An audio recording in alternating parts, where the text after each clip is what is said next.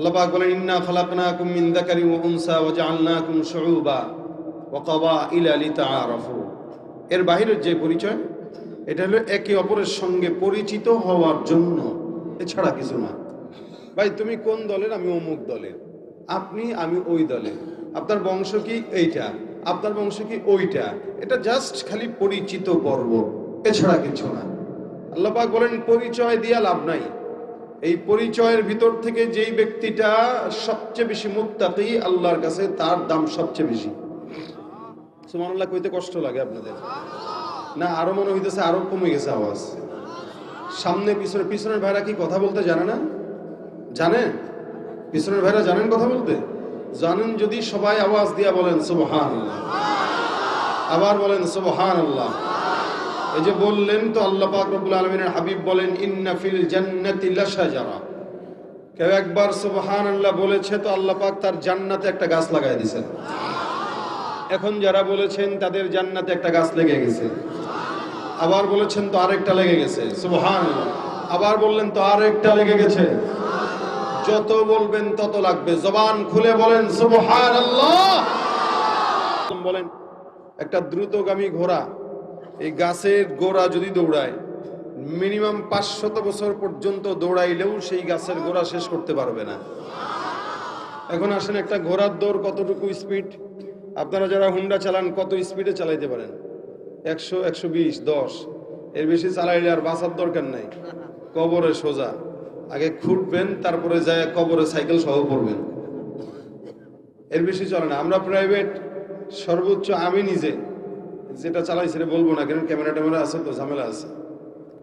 মোটামুটি ভালো স্পিডে চালানো যায় যদি রাস্তাঘাট ফাঁকা থাকে। কিন্তু কতটুকু আর ঘড়ির মিটার, গাড়ির মিটার 180-তে দাও, আপনি 70-এ চালাইতে পারবেন। সর্বোচ্চ টেনে হেসতে 70-এর উপরে উঠতে পারবেন, কিন্তু ইঞ্জিনে ধোয়া উঠে যাওয়ার সম্ভাবনা আছে। এর চেয়ে বেশি ক্ষমতা তার নাই। আমি গত কয়েক বছর আগে একবার মক্কা থেকে মদিনায় সফরে যাচ্ছিলাম। হঠাৎ করে আমাদের বাস চলতেছে, তো স্বাভাবিক আরবে যেই গাড়িগুলো চলে বা দেশের বাইরে যে গাড়িগুলো চলে, এগুলো মিনিমাম 120 গতিতে চলে, মিনিমাম। এটা তার একদম কমন একটা স্পিড। 120 গতিতে যখন গাড়ি চলতেছে, আমরা হঠাৎ করে তাকায় দেখলাম ডান পাশ দিয়ে একটা ঘোড়সওয়ারি তার ঘোড়াকে, আমাদের গাড়িকে চোখের পলকে ওভারটেক করে সামনে চলে গেল। তা আমার গাড়ি যদি চলে 120-এ, না হলেও এই ঘোড়ার দৌড় আছে 180। আমরা কিছুক্ষণ তাকায় রইলাম অবাক হয়ে। ধুলা উঠতেছে, মনে হইল 10-15 সেকেন্ডের বেশি সময় লাগে নাই, আমাদের চোখে ধুলা দিয়ে সে উধাও হয়ে গেছে মরুভূমিতে। তার মানে এই ঘোড়াটা না হইলেও 200 কিলোমিটারের বেশি গতিতে চলতেছে। ইঞ্জিন আছে কোনো? কথা কয় না এরা। ভাই আমি আগেই বলে নিই, আপনাদের আওয়াজ স্বতঃস্ফূর্ত যেমন ফিডব্যাক আসবে, আমার আলোচনা তেমনই হবে। কারণ আপনারা কবরস্থানের নীরবতা বানায় রাখবেন আর মনে করবেন বক্তা আপনাদেরকে উল্টায় দিবে একদম দুনিয়া। এত সহজ না। সারা বছর প্রোগ্রাম করি, এত জুত নাই গলার। আপনারা গলা বাঁচাইবেন, আমি গলা বাঁচায় কথা বলবো। আপনারা যদি সজাগ থাকেন, ওয়াজও হবে, ফাঁকে দু একটা গজল শোনাবো। এখন আপনাদেরকে আমি ঠেলে ঠেলে গজল শোনানোর মতো কোনো ইচ্ছা আমার নাই। এখন আপনারা কি করবেন সেটা আপনাদের হিসাব। কথা যদি আমার সাথে বলেন তাহলে আলোচনা আমি করব, যদি না বলেন তাহলে চুপচাপ চোখ বন্ধ করে ওয়াজ করে চলে যাওয়ার যোগ্যতা আল্লাহ আমার দিয়েছে। সুতরাং আপনারা কোনটা করবেন এটা আপনাদের হিসাব। খালি হাত করে তাকায় থাকেন না চেহারার দিকে, হাঁ করে না তাকায় ব্যাট কায় খালি খালি হু হা করা লাগে। বউর লগে বসছেন স্বামী একসাথে, খালি যদি বউ খালি না আসে স্বামী কবে কি রে এটা ব্যাক করলে কি, আই লাভ ইউ কইলে আই লাভ ইউ টু তো বলা লাগে। তা আমি আপনাকে আই লাভ ইউ দিতেছি, আপনারা টু ও কন্যা হু ও কন্যা কি আমরা দেখতে পারেন না নাকি? হ্যাঁ, তা আওয়াজ টাওয়াজ দিলে ওয়াজ হবে, গজল হবে। আর নাহলে চুপচাপ আমি আলোচনা করে চলে যাই। একটা বারও জিজ্ঞাসা করবো না ভাই ঠিক না ভাই ঠিক, কিচ্ছু জিজ্ঞাসা করবো না, আমি আমার মতো চলে যাব। আপনারা যেই স্যার আমিও তেই স্যার বলে দিলাম, আর দ্বিতীয়বার যেন বলতে না হয়। দেখেন, একটা ঘোড়ার যদি এত স্পিড হয়, দ্রুতগামী একটা ঘোড়ার যদি এত স্পিড হয়, তাহলে আল্লাহ পাক রব্বুল আলামিন দুনিয়ার ঘোড়ার এই হালত হলে জান্নাতের যেই ঘোড়া ওইটা কত বড় স্পিডওয়ালা হবে এটা তো বোঝাই যায়। নবী সাল্লাল্লাহু আলাইহি সাল্লাম বলেন, যেই জান্নাতের গাছ লাগবে সুবহানাল্লাহর বিপরীতে, এটার গোড়া এত বড়, দ্রুতগামী ঘোড়া 500 বছর দৌড়াইলেও শেষ করতে পারবে না। তার মানে দৌড়াইতেই থাকবে, দৌড়াইতেই থাকবে, দৌড়াইতেই থাকবে। সুবহানাল্লাহ। যতক্ষণ বসা থাকবেন আওয়াজ হবে। বলেন সুবহানাল্লাহ, আলহামদুলিল্লাহ, আল্লাহু আকবার। আল্লাহ কবুল করুক, বলেন আমিন। ভাইরা আমার, আমরা নবীর উম্মত, আমি আগেই বলেছি আমরা নবীর উম্মত, এটা আমাদের পরিচয়। এছাড়া যেটা, এটা পরিচয়টা শুধু পর্বের জন্য, লিতাআরাফু, যাতে পরিচিত হওয়ায়। আল্লাহ পাক আমাদেরকে আখিরি নবীর উম্মত হিসেবে যেরকম সম্মান দিয়েছেন, এরকম সম্মান পূর্ববর্তী কোন নবীর উম্মতকে আল্লাহ পাক দেন নাই। আমাদেরকে যেটা দিয়েছেন, কেমন? আমরা সবার আগে জান্নাতে যাব, তারপরে সব নবীর উম্মতের সিরিয়াল ধরবে। সিরিয়াল কাদের আগে? আমাদের আগে। আমাদের নবীর দিক থেকে আমাদের নবী সবার চেয়ে দামি, আর উম্মতের দিক থেকে আমরা সবার চেয়ে দামি। নবীর দিক থেকে আমাদের নবী, আর উম্মতের দিক থেকে বলেন না, আমরা কারা? আমরা। নবীর দিক থেকে মুহাম্মদুর রাসূলুল্লাহ, উম্মতের দিক থেকে আমরা। কত সম্মান আল্লাহ পাক দিয়েছেন। কিয়ামতের ময়দানে 120 কাতার উম্মত হবে, 120 কাতার। 120 কাতারের ভিতরে নবী বলেন 40 কাতার উম্মত সমস্ত নবীদের উম্মত, আদম থেকে ঈসা পর্যন্ত যত নবী আছে সব নবীর উম্মত, মাত্র 40 কাতার। বাকি 80 কাতার হবে। রাসূল বলেন শুধুমাত্র আমি মুহাম্মদুর রাসূলুল্লাহ সাল্লাল্লাহু আলাইহি ওয়াসাল্লাম। কোথায় 40, কোথায় 80? সাহাবারা বলেন ইয়া রাসূলুল্লাহ, প্যাস লাগবে না? কাউরে ঢুকাইতে যায়, কারে ঢুকায় ফেলেন, আবার চিনবেন কিভাবে এত কোটি কোটি কোটি কোটি মানুষের ভিতরে কে আপনার, কে আদমের, কে ইব্রাহিমের, কে ইসমাইলের? কেমনে বুঝবেন? নবী ডাক দিয়ে বলেন কোনো টেনশনের কারণ নাই, আমার উম্মতদের আলাদা একটা সিল থাকবে। আরে সুবহানাল্লাহ, কি সিল? এই যে নামাজ পড়ছেন, এশার ওযু করছেন তো, সেজদা দিবেন তো, নবী বলেন এই ওযুর জায়গা, সেজদার জায়গা এমন ভাবে উজ্জ্বল করে দিবে যেগুলো শুধুমাত্র আমার উম্মতের থাকবে, আর আমি এদেরকে দেখে দেখে চিহ্নিত করে জান্নাতে ঢোকায় দেব। এটা আমাদের পাওয়ার আলাদা, এটা আমাদের মর্যাদা আলাদা। যে আল্লাহ কয় তোরা সবার চেয়ে আলাদা, যার কারণে অন্য নবীদের উম্মতদেরকে আমি আল্লাহ কোনো গুনাহ করার সাথে সাথে আযাব দিয়া ধ্বংস করে দিছি, কিন্তু আমার নবী মুহাম্মদের উম্মতকে আমি আল্লাহ আযাব দেওয়ার সাথে সাথে, গুনাহ করার সাথে সাথে আযাব দেই নাই, ধ্বংস করি নাই, বরং যে যত বড় চোর ওরে তত বড় সুযোগ দিছি। কি বলেন? চোর বাটপারদের সুযোগ দেয় বেশি আল্লাহ। এরা মনে হয় রে দুনিয়ায় তো ভালোই আছি, কিন্তু আল্লাহ পাক বলেন মা কানা রব্বুকা নাসিয়া, আপনার রব ভুলে যায় না, ছাড় দেয়, ছেড়ে দেয় না। চুরি কর, আরো সুযোগ দিলাম, আরো 5 বছর, আরো 5 বছর, আরো 5 বছর দিতেই থাকলাম। কত চুরি করবি? অবশেষে হালও তেমন হবে, পলানোর জায়গা পাবি না। মা কানা রব্বুকা নাসিয়া, আল্লাহ ছাড় দেন, ছেড়ে দেন, ছাড় দেন, ছেড়ে দেন। ভাই আপনার এই মাইকের এটা ঠিক করতে করতে তো চাকরি আমার 1000 টাকা দিয়েন, অতিরিক্ত চাপ না। আপনার এটা এদিকে কাইতে হয়েছে, আপনি না ধরতে বললো, আমি ধরছি, এদিকে কাইতে হয়েছে, এটা সোজা করতে হবে। তাহলে দেখেন আল্লাহ পাক আমাদের পাওয়ার দিচ্ছেন সমস্ত নবীদের ভিতর থেকে সবচাইতে আলাদা, যেটা কোন নবীর উম্মতকে দেন নাই, আর আসার তো সম্ভাবনাও নাই। আল্লাহ পাক রব্বুল আলামিন সমস্ত উম্মতদেরকে কোরআনে ডেকেছেন বা অন্যান্য কিতাবগুলোতে ডেকেছেন কি, যেমন অন্য নবীর উম্মতদেরকে আল্লাহ বলছেন মিসকিন, কখনো ফকির মিসকিন, কখনো ইয়া আইয়ুহান নাস, বিভিন্ন বিভিন্ন নামে ডেকেছেন। কিন্তু একমাত্র আমরা যাদেরকে আল্লাহ পাক মিসকিন বলেও ডাকেন নাই, নাস বলেও ডাকেন নাই, ফকির বলেও ডাকেন নাই, আল্লাহ পাক আমাদেরকে মহব্বত করে একটা নাম দিয়েছেন, সেটা হলো হে মুমিন। সুবহানাল্লাহ। ভাই নামটা একটু চেঞ্জ আছে না? অন্যদেরকে বলতেছি ইয়া আইয়ুহান নাস, হে লোক সকল, আম ভাবে হে লোক সকল, আর আমাদেরকে বলতেছেন ইয়া আইয়ুহাল্লাযীনা আমানু, হে মুমিনের দল। সুবহানাল্লাহ। ডাকছেন কে? আল্লাহ ডাকে মুমিন বলে, আর এই মুমিনের বাচ্চা করে চুরি আর চামারি আর দুর্নীতি ঘুষ। আল্লাহ কয় মুমিন, আরে মুমিনের বাচ্চা করে চুরি। আল্লাহ বলে মুমিন, এই মুমিনের বাচ্চা করে দুর্নীতি। আল্লাহ বলে মুমিন, মুমিনের বাচ্চা করে সন্ত্রাসী। আল্লাহ বলে মুমিন, মুমিনের বাচ্চা এমন কোন অন্যায় নাই যেটা করে না। নাম দিছে মুমিন, আসলে মুমিন না ভণ্ড? মুমিন না ভণ্ড? তুমি নবীর উম্মত দাবি করো, সুন্নাহ মানো না, নবীর অপমানে তোমার হৃদয় কাঁদে না। তুমি নবীর উম্মত দাবি করো, সুন্নাহ মানো না, নবীর অপমানে তোমার হৃদয় কাঁদে না। তুমি বিজাতীয় সংস্কৃতিতে শোভেছ পরাণ, তুমি কেমন মুসলমান, তুমি কেমন মুসলমান? ঠিক না? নামাজের সাথে নাই পরিচয়, মানো না কোরআন। নামাজের সাথে নাই পরিচয়, মানো না কোরআন।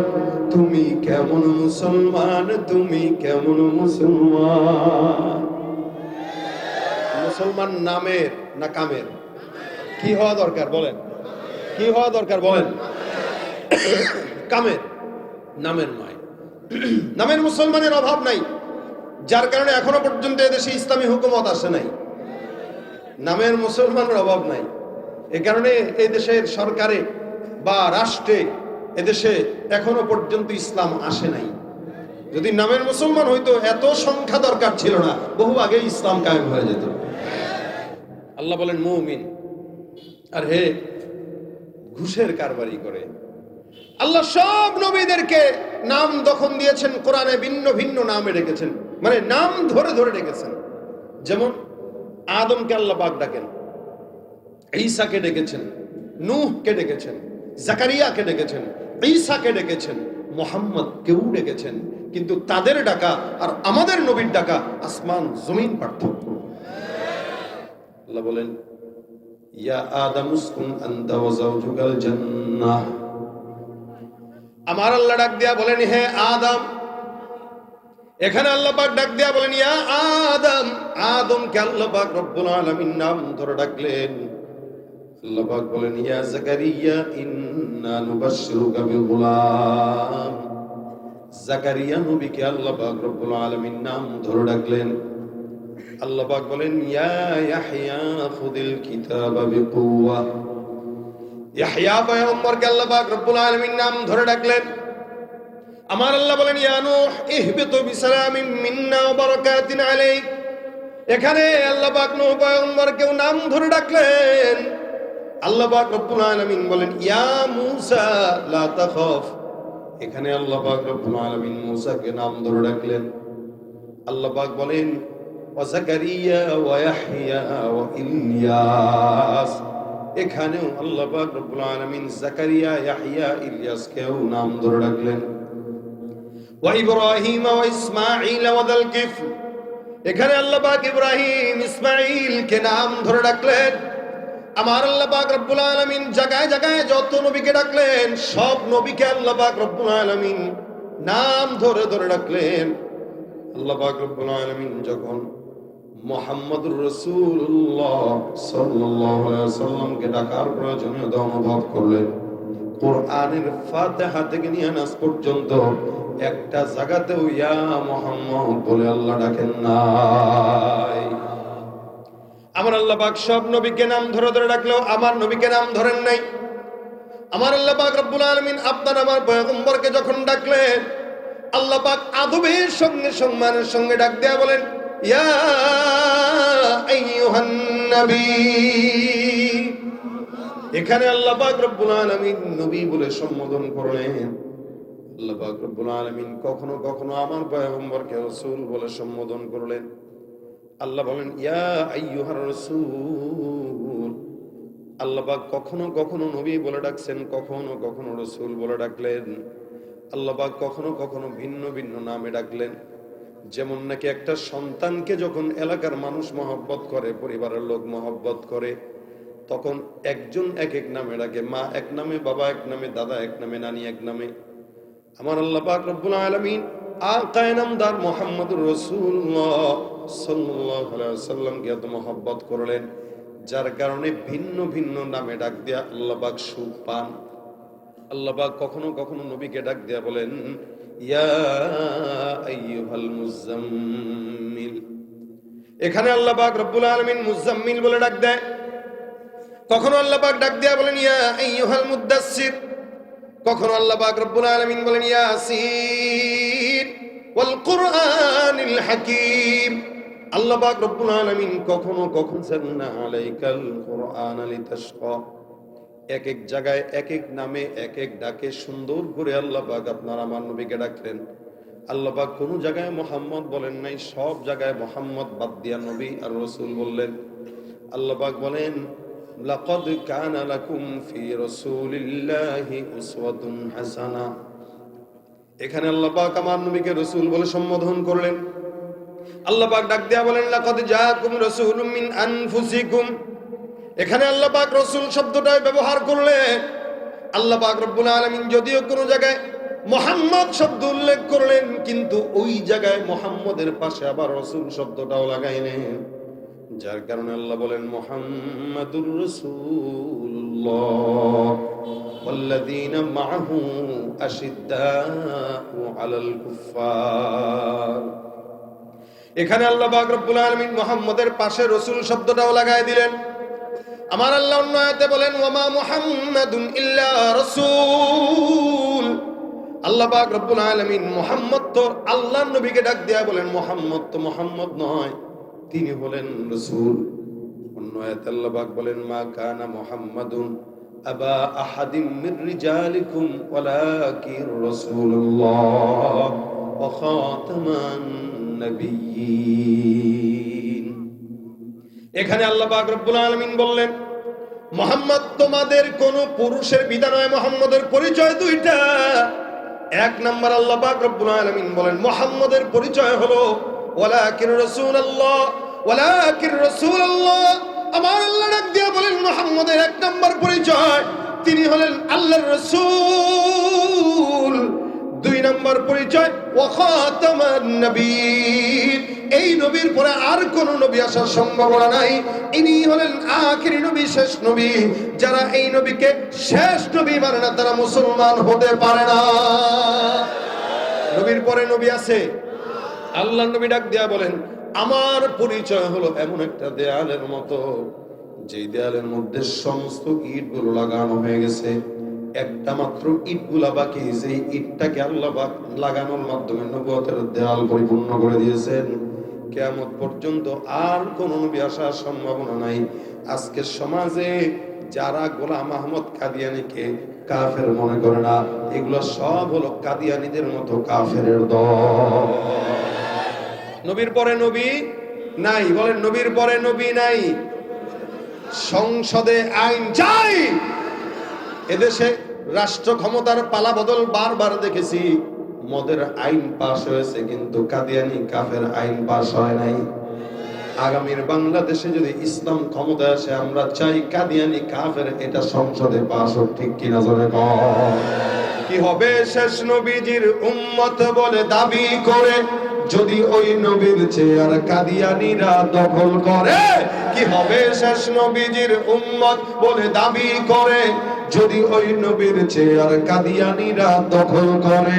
নবীজির জন্য যদি রক্তের বহে নদী, নবীজির জন্য যদি রক্তের বহে নদী, তবুও হটবো না এই দাবি থেকে। কি হবে বেঁচে থেকে অযথা বিদ্যা শিখে যদি না করতে পারি শোষণবিহীন সমাজটাকে? কথা জোরে বলতে হবে। কাদিয়ানী কি? ভাইরা আমার, আল্লাহ পাক রব্বুল আলামিন পরিচয় তুলে ধরলেন। মুহাম্মদের শেষ পরিচয় ওয়ালাকিন রাসূলুল্লাহ ওয়া খাতামান নবিয়্যিন।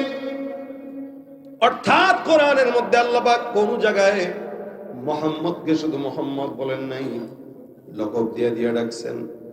আল্লাহ পাক আপনাকে আমাকে এই কথা আবার স্বীকারোক্তি দিয়ে দিলেন, লা তাজআলু দুআ আর রাসূল বাইনাকুম কাদুআই বা'দিকুম বা'দা।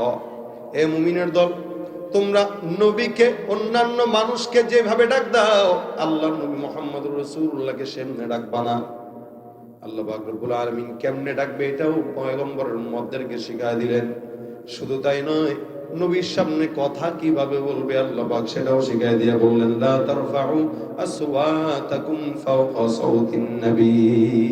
খবরদার, নবীর সামনে যখন কথা বলবা তখন এলোমেলো কথা বলবা না, গলা উঁচু করে কথা বলবা না। নবীর সামনে কথা বলার সময় সতর্ক থাকবা যাতে রাসূলের কথার উপরে তোমার কথার আওয়াজ না যায়। সুবহানাল্লাহ। এত মর্যাদা আল্লাহ পাক রব্বুল আলামিন আপনার আমার নবীকে দান করলেন। হে মুসলমান, সেই নবীর উম্মত আমরা। আল্লাহ পাক যেমন নাকি মর্যাদার দিক থেকে সর্বোচ্চ বানাইছেন, সৌন্দর্যের দিক থেকে আল্লাহ পাক সবচেয়ে সুন্দর বানাইছেন, যার কারণে এই গোটা দুনিয়াতে যত মানুষ আছে সব মানুষের মধ্যে সবচাইতে সুন্দর মুহাম্মদুর রাসূলুল্লাহ সাল্লাল্লাহু আলাইহি ওয়াসাল্লাম। সব কিছু আল্লাহ পাক আদেশ দিয়া বানাইলেও আপনার আমার নবীকে আল্লাহ পাক নিজের হাতে মহব্বত করে ভালোবেসে বানিয়েছে। একদিন কবি হাসান বিন সাবিত রাদিয়াল্লাহু তাআলা আনহু, আপনারা কি নাম শুনছেন ওনার? কবি হাসান বিন সাবিত, আমরা যাদের উত্তরসূরি। উনি কবিতার চর্চা করতেন। নবী করিম সাল্লাল্লাহু আলাইহি ওয়াসাল্লাম যার কারণে আলাদা একটা মেম্বার বানিয়ে দিয়েছেন যে তুমি বসে বসে আমার নিয়ে কবিতা লিখবা আর কাফেরদের বিরুদ্ধে কবিতা লিখবা। একদিন হাসান বিন সাবিত রাসূলের চেহারার দিকে তাকায় আছেন, কি সুন্দর। নবী বসা, তো সে নিচে বসা। নবীর ডাক দিয়ে তাকায় তাকায় দেখতেছে। নবী বলে, কি দেখো গো হুজুর আপনাকে? সাহাবা আজমাইন এটাই ছিল, রাসূলের মহব্বতের চেহারায় তাকায় থাকতো। 3 দিন 4 দিনের ক্ষুধা পর্যন্ত নবীর চেহারা একবার দেখার সাথে সাথে নিবারণ হয়ে যেত।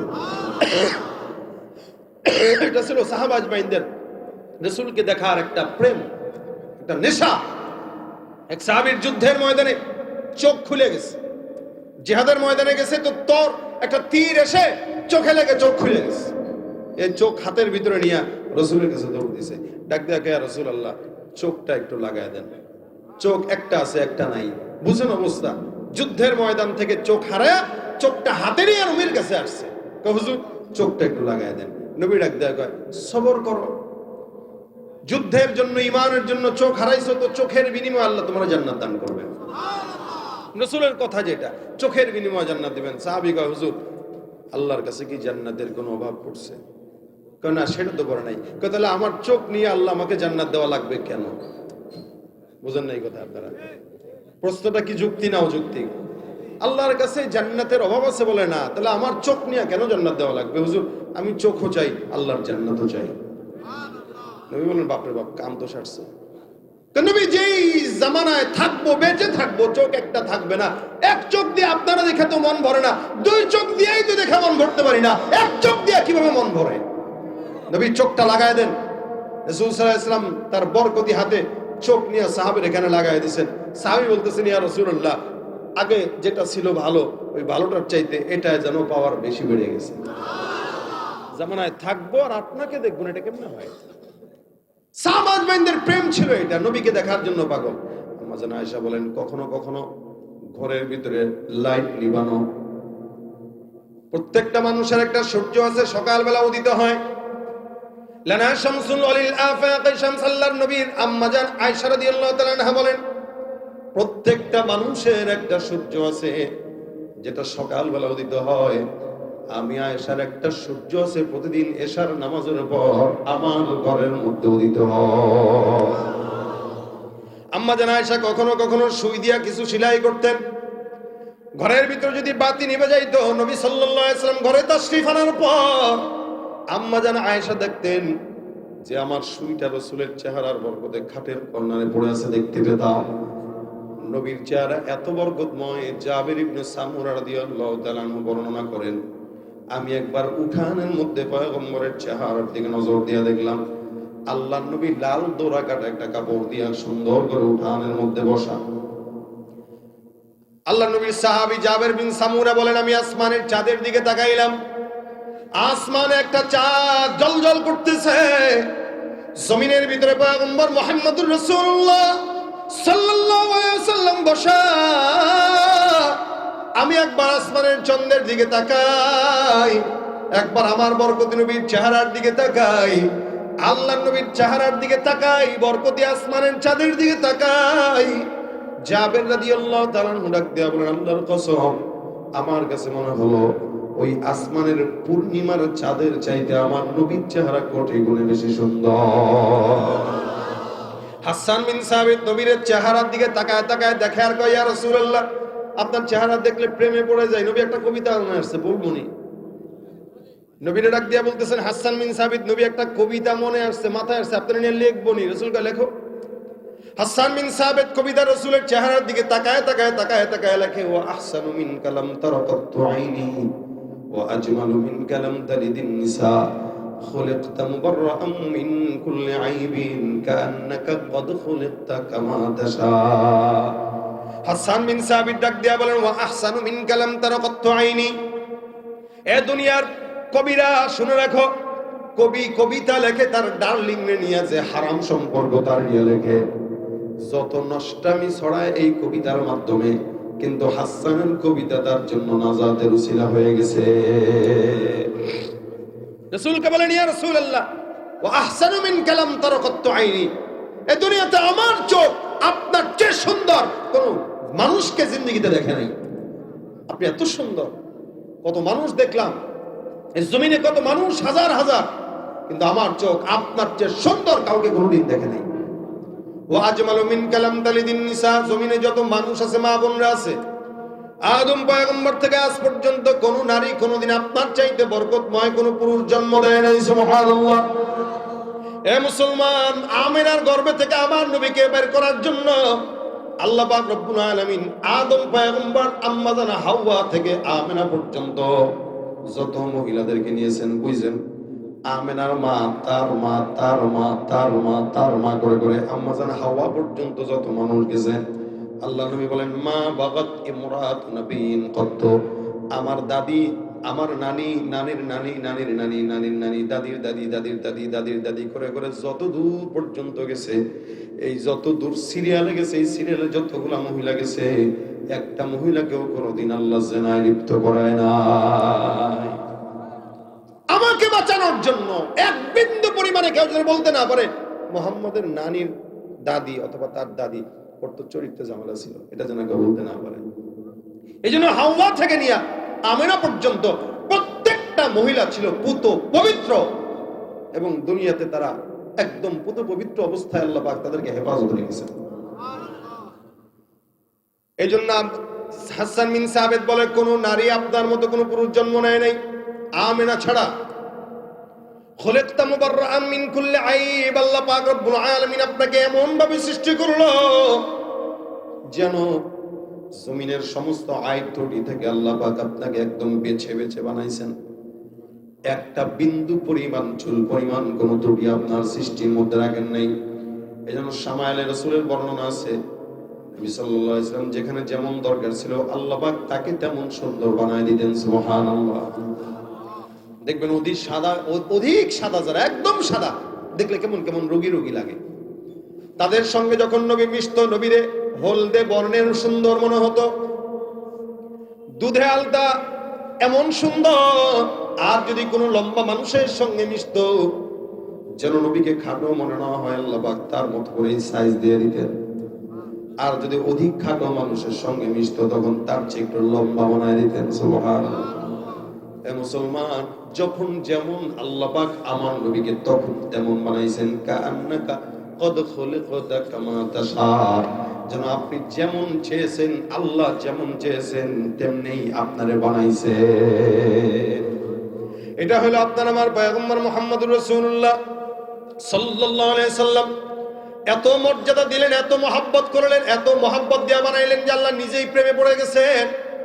যার কারণে আল্লাহ পাক রব্বুল আলামিন বলেন, কোন নবীর উপর আমি আল্লাহ পাক দুরূদ আর রহমতের সালাম পৌঁছাই নাই, কিন্তু একমাত্র মুহাম্মদুর রাসূলুল্লাহ, যার ব্যাপারে আল্লাহ বলেন, ইন্নাল্লাহা ওয়া মালাইকাতাহু ইউসাল্লুনা আলান নবী। আমার আল্লাহ ডাক দিয়া বলেন, নিশ্চয়ই আল্লাহ আর আল্লাহর সব ফেরেশতারা ওই পয়গম্বরের উপরে দুরূদের আমল করে। আল্লাহ পাক রব্বুল আলামিন ইব্রাহিমের উপরেই পড়ে নাই, ইসমাইলের উপরেও পড়ে নাই, আদমের উপরেও পড়ে নাই, কোন নবীর উপরে আল্লাহ পাক রব্বুল আলামিন দুরূদের সালাম পৌঁছায় নাই, কিন্তু শুধুমাত্র মুহাম্মদের উপর আল্লাহ পাক করছেন। আল্লাহ একা পড়েন নাই, তার সব ফেরেশতাদেরকে নিয়েই পড়েন। সুবহানাল্লাহ। এখন বলেন তো, আল্লাহর ফেরেশতা কয়জন? গুনতে পারবেন কেউ? না।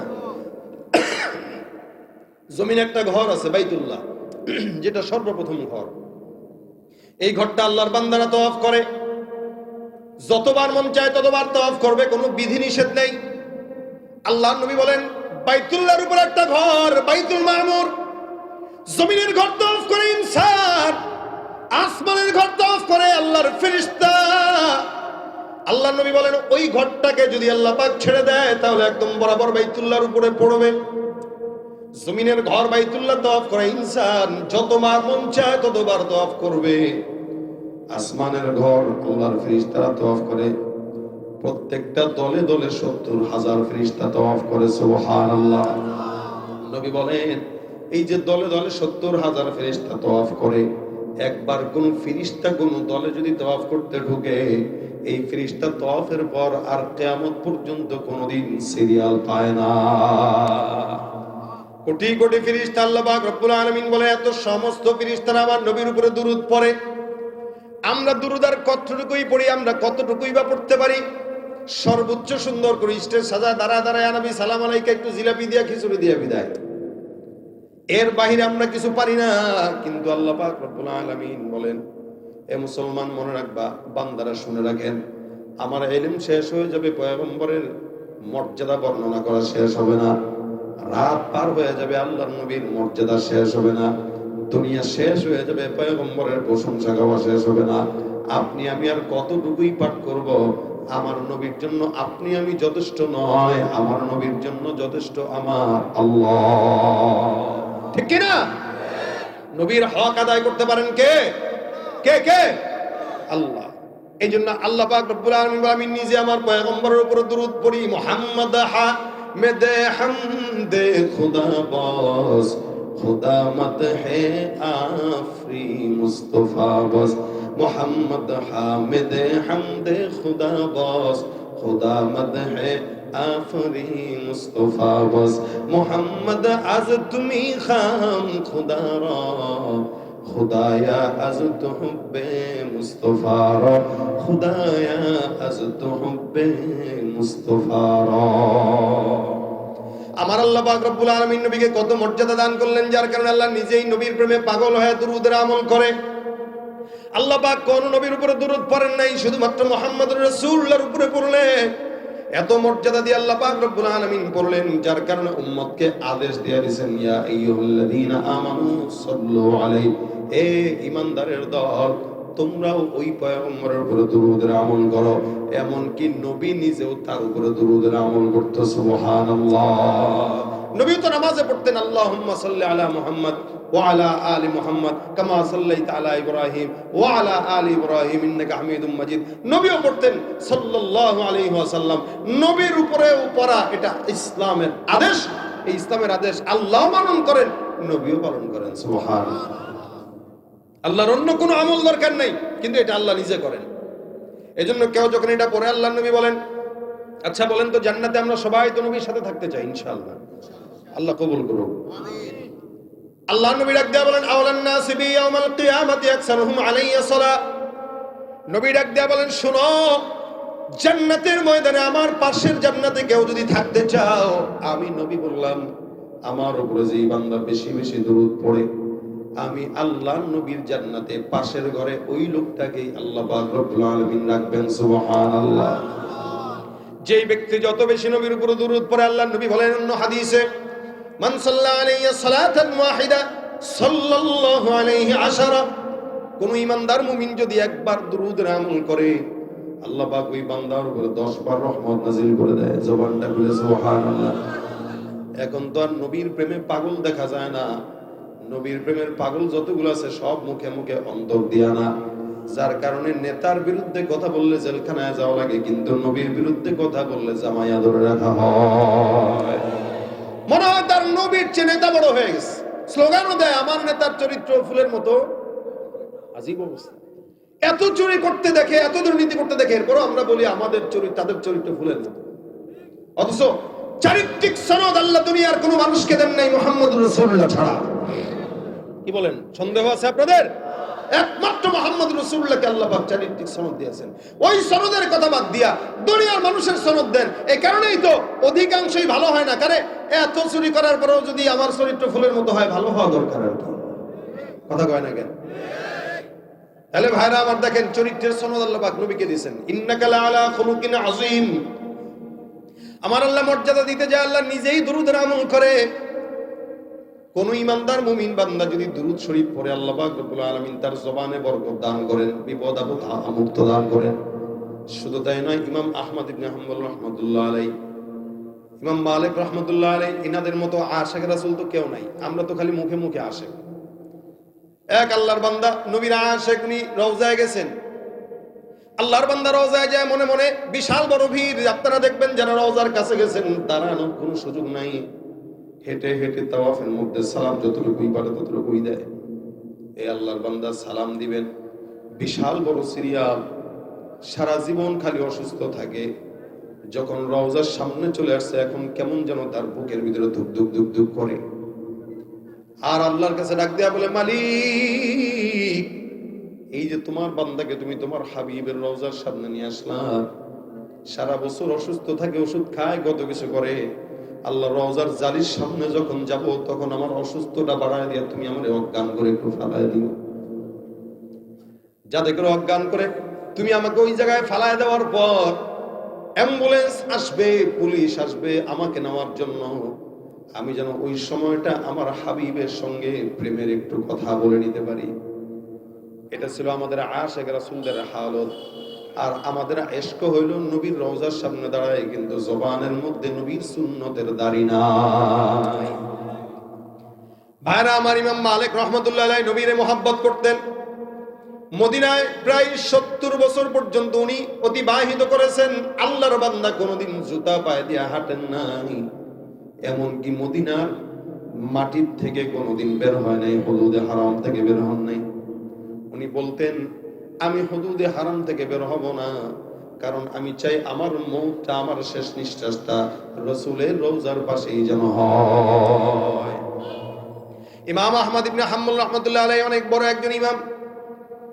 উনি একবার 3-4 দিন পর্যন্ত না খাওয়া, আল্লাহর বান্দা পিপাসার্ত ক্ষুধার্ত অবস্থায় নবীর রওজার সামনে গেলেন।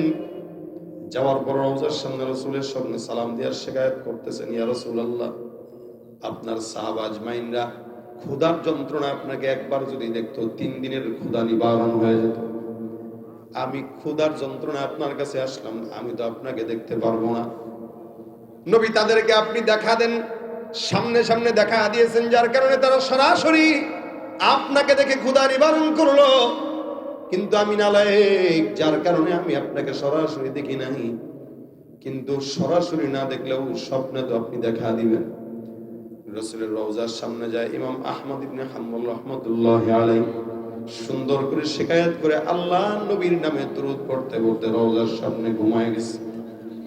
এখন তো ভিড় বেড়ে গেছে, যার কারণে রওজার সামনে ঘুমানোর চিন্তাও করা যায় না। আমি নিজেই 2015 সালে যখন যাই, তখন একদম খালি। ওই যে রওজাতুম মিন রিয়াজিল জান্নাহ, এই জায়গায় কত রাত সময় কাটানো হয়েছে। হাজী সাহেবদের দিন যত যাচ্ছে, সমস্ত লৌকিকতাগুলো বাড়তেছে, যার কারণে ভিড়ও বাড়ে। এই যে ভিড় বাড়তেছে, ইবাদত নাই। যত মানুষ সামনে যায়, সবগুলা মোবাইল নিয়ে ব্যস্ত, নবীকে সালাম দিতে ব্যস্ত থাকে না। খাটিয়া আশিক রাসূল যারা নবীর রওজার সামনে যায়, তারা নিজেদেরকে স্থির রাখতে পারে না। এ আল্লাহর বান্দা রাসূলের রওজার সামনে যায়, ডাক দেয়া বলে, ইয়া রাসূলুল্লাহ, আপনাকে বলতেছি, আপনার সাহাবা আজমাইন আপনাকে দেখে দেখে ক্ষুধা নিবারণ করত। আমি আপনার সামনে আসলাম, দেখতে পারি নাই। দয়া করে পয়গম্বর, আপনি আমার ক্ষুধাটা একটু নিবারণ করে দেন। এই কথা বলে দুরূদ পড়তে পড়তে আল্লাহর বান্দা ঘুমায় গেলেন। ঘুমের ভিতরে স্বপ্নের মধ্যে তাকায় দেখেন, ডান পাশে আবু বকর, বাম পাশে ওমর বসা। পিছন থেকে হযরত আলী তাকে ধাক্কা দিয়ে ডাক দেয়া বলে, এ ইমাম আহমদ ইবনে হাম্বল, তাড়াতাড়ি উঠে যাও। ঘুমের ভিতরে আল্লাহর বান্দা স্বপ্নের ভিতরে দেখে আবু বকর আর ওমর, ওদিক দিয়ে আলী রাদিয়াল্লাহু তাআলা আনহু ডাক দেয়া বলে, তাড়াতাড়ি উঠো, আকা নামদার মুহাম্মদুর রাসূলুল্লাহ আসবে। ইমাম আহমদ ইবনে হাম্বল রাহমাতুল্লাহ আলাইহি লাফ দিয়ে জেগে যায়, তাকায় দেখে পয়গম্বর হাজির। আল্লাহর নবী সাল্লাল্লাহু আলাইহি সাল্লাম হাজির হয়ে হাতের ভিতরে রুটির টুকরা নিলেন। আবু বকরকেও এক টুকরা ছেড়ে দিলেন, ওমরকেও এক টুকরা ছেড়ে দিলেন, আলীর হাতে এক টুকরা ছেড়ে দিলেন, আর এক টুকরা আহমদ ইবনে হাম্বলের হাতের মধ্যে ধরায় দিলেন। ইমাম আহমদ ইবনে হাম্বল রাহমাতুল্লাহ আলাইহি যখন হাতের ভিতরে রুটিটা নিলেন, সবাই রুটি মুখে দিয়া খায়, ইমাম আহমদ ইবনে হাম্বলও খায়। আল্লাহর বান্দা খাইতে খাইতে হঠাৎ করে তাকায় দেখে ঘুম থেকে জেগে গেলেন। রওজার সামনে শোয়া অবস্থায় আল্লাহর নবীকে উনি স্বপ্ন দেখলেন। নবী স্বপ্নের মধ্যে তাকে রুটি খাওয়ায় দিলেন, হাতের মধ্যে ধরায় দিলেন। ইমাম আহমদ ইবনে হাম্বল রাহমাতুল্লাহ আলাইহি হাতের ভিতরে তাকায় দেখে রাসূলের ঘুমে দেওয়া ওই রুটিটা তার হাতের মধ্যে এখনো লেগে আছে। তাকায় দেখে হাতে রুটি, রাসূলের স্বপ্নে দেওয়া রুটি। এরকম অসংখ্য ইমামরা, অসংখ্য বুজুর্গানে দিনে ইমাম আসিম কুফি নামে একজন ইমাম ছিলেন, নাহু শরীফের অনেক বড় ইমাম। এ আল্লাহর বান্দা যখন কথা বলতেন তখন তার জবান থেকে সুঘ্রাণ আসতো, আর ঠোঁটের মধ্যে সবসময় কি যেন চুষতেন, এরকম জিহ্বা ভিজাইতেন। আমরা যেরকম জিহ্বা দিয়া ঠোঁট ভিজাই, আল্লাহর বান্দা জিহ্বা দিয়া ঠোঁট ভিজাইতেন। আর কথা যখন বলতেন তখন তার জবান থেকে মিশকের ঘ্রাণ আসতো। একবার ওনার খাদেম ডাক দিয়া বলে, হুজুর আমি বুঝলাম না, আপনাকে সব সময় কথা বলতে অবস্থায় ঠোঁটের মধ্যে আপনাকে ঠোঁট ভিজাইতে দেখি আর আপনার মুখ থেকে সুঘ্রাণ পাই, এটার কারণ কি? আজকে আমাদেরকে বলতেই হবে। ইমাম আসিম কুফি রাহমাতুল্লাহ আলাইহি ডাক দিয়া বলেন, শোনো, আমি আল্লাহর নবী সাল্লাল্লাহু আলাইহি ওয়াসাল্লামের নামের দুরূদের আমল অনেক বেশি করি। নবীর নামের দুরূদ আমি সব সময় আমার জবানে উঠাই, 24 ঘন্টা আমার মুখে সাল্লাল্লাহু আলাইহি ওয়াসাল্লাম। আমি একবার স্বপ্নের ভিতরে দেখলাম আকায়ে নামদার মুহাম্মদুর রাসূলুল্লাহ সাল্লাল্লাহু আলাইহি ওয়াসাল্লাম স্বপ্নে হাজির। আল্লাহর নবী স্বপ্নের মধ্যে এসে আমার ঠোঁটের মধ্যে, জবানের মধ্যে চুমা খাইলেন। আমার কপালে চুমা খেয়ে ডাক দিয়া বললেন, যেই ঠোঁট মুহাম্মদের পাগল ওই ঠোঁট জান্নাতি ঠোঁট। নবী আমার ঠোঁটে চুমা খাইলেন, কপালে চুমা খাইলেন, আলিঙ্গন করে বিদায় হয়ে গেলেন। আল্লাহর কসম করে বলি, ঘুম থেকে যখন জাগলাম, আমি ঘুম থেকে জাগার পর আমি আমার অনুভব করলাম ঠোঁটের থেকে যেন কেমন মধুর মতো মিষ্টতা অনুভব করলাম।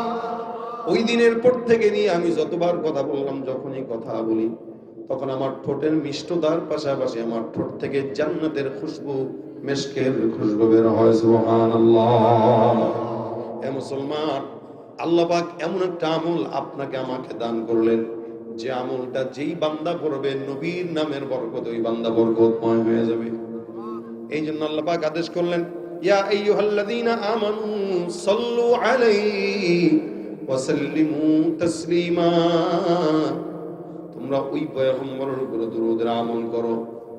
আমাদের ওলামায়ে কেরামদের তাজরিবা হলো, অসংখ্য আকাবের বুজুর্গানে দিনরা বলে গেছে, কোন মানুষ যদি যত বড় বিপদে পড়ুক না কেন, যত ঝামেলায় পড়ুক না কেন, সব বিপদ ঝামেলা দূর করার একমাত্র বড় উপায় হলো, অন্যতম উপায় পয়গম্বরের নামের দুরূদের আমল সাল্লাল্লাহু আলাইহি ওয়াসাল্লাম। আপনার ব্যবসায় বরকত হয় না, আপনি দুরূদের আমল করা শুরু করেন। আপনার জেহেন জাকাত দুর্বল। আমাদের উস্তাদরা বলতেন, পরীক্ষার সময় বেটা আগে প্রশ্ন উত্তর খুলবি, তার আগে দুরূদ পড়বি। দুরূদ পড়ে তারপরে প্রশ্ন খুলবি, আল্লাহ পাক তোর জেহেন খুলে দিবেন। আলহামদুলিল্লাহ, যতবার আমল করেছি ততবার নবীর দোয়ার বরকতে, রাসূলের নামের বরকতে সওয়াব পেয়েছি এবং ফায়দাও পেয়েছি। আপনাদেরকেও বলি, যাদের ঘরের ভিতরে নারীরা সন্তান সম্ভবা, আপনি আপনার বিবিকে বলে দেন সবসময় দুরূদের আমল করতে, দেখবেন দুরূদের বরকতে পেটের সন্তানটা বরকতময় হয়ে যাবে। ফসলে বরকত হয় না, দুরূদ পড়ে পানি ছড়ায় দেন। ঘরের ভিতরে বিবিকে বলেন, বাচ্চাকে দুধ যখন পান করাইবা তখন সুন্দর করে দুরূদ শরীফের আমল করো। নিজেও দুরূদের আমল করেন।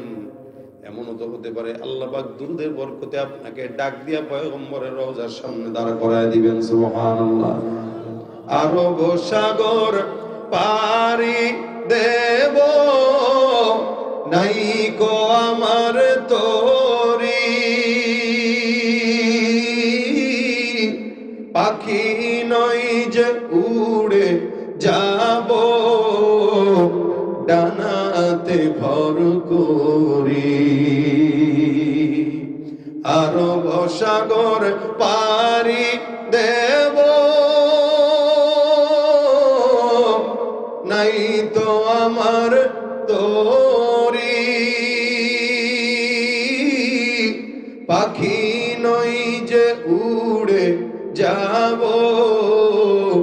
ডানাতে ভর করি। আমার আশায় আছে সম্বল নাই,